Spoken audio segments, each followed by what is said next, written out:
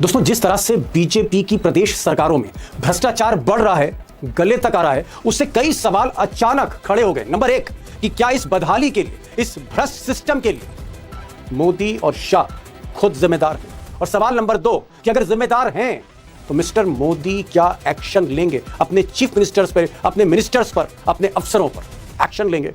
अब जो घपले घोटाले हो रहे हैं उसकी परतें तो मैं खोलूंगा, खुलासा करूंगा, लेकिन मैं दोस्तों एक्शन पर इसलिए जोर दे रहा हूं क्योंकि नरेंद्र मोदी ने प्रधानमंत्री बनने के बाद कैमरे पर खुद कहा था कि यह मोदी की गारंटी है कि जहां भी भ्रष्टाचार होगा, जहां भी पब्लिक पैसा लूटा जाएगा, कोई भी चोर हो, कोई भी भ्रष्ट नेता हो, मेरी ही पार्टी के नीचे क्यों ना हो, मैं एक्शन की गारंटी देता हूं। मैंने नहीं कहा, मिस्टर मोदी ने कहा। जरा उसको सुनिए, फिर आगे बढ़ते हैं। मोदी की भी एक गारंटी है, हर घोटालेबाज पर कार्रवाई की गारंटी।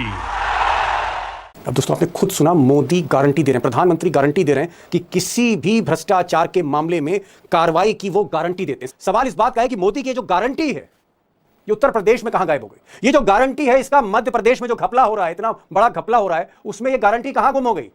अब दोस्तों, सच्चाई है, जमीनी हकीकत यह है कि इंडियन एक्सप्रेस ने जो खुलासा किया मध्य प्रदेश के चीफ मिनिस्टर मोहन यादव पर, ये एक तरह का भूतो ना भविष्यति घोटाला था। इसलिए था क्योंकि कोई मुख्यमंत्री, हम कल्पना नहीं कर सकते कि कोई मुख्यमंत्री अपना ही प्रदेश लूट लेगा, और मुख्यमंत्री, उनकी पत्नी, उनका बेटा, उनकी बहू, उनका भाई, उनकी भाभी, उनके रिश्तेदार, उसी उज्जैन में जहां से वो विधायक है, मुख्यमंत्री बने, खुद ही नक्शा पास हो रहा है, खुद ही प्रोजेक्ट ला रहे हैं, और प्रोजेक्ट के बगल में जो मालामाल जमीन है खरीदते चले जा रहे हैं। अब दोस्तों, मोदी जी तो गारंटी दे रहे थे कि कार्रवाई होगी, उनकी जो एजेंसियां हैं ऐसे हर भ्रष्टाचार पर एक्शन लेगी।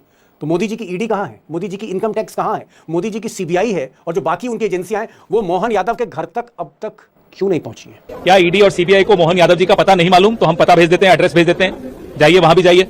या ईडी सीबीआई को सिर्फ विपक्ष के ही एड्रेस मालूम है, बीजेपी के लोगों के एड्रेस नहीं मालूम है? और दोस्तों, मुझे ऐसा लगता है कि मोहन यादव को मोदी जी ने खुद चुना था, उनके चहेते मुख्यमंत्री हैं, और इसीलिए बीजेपी ने इन आरोपों के जवाब में कहा कि भाई अगर मुख्यमंत्री ने या उनके परिवार ने जमीन खरीद दी तो इसमें घपला क्या है?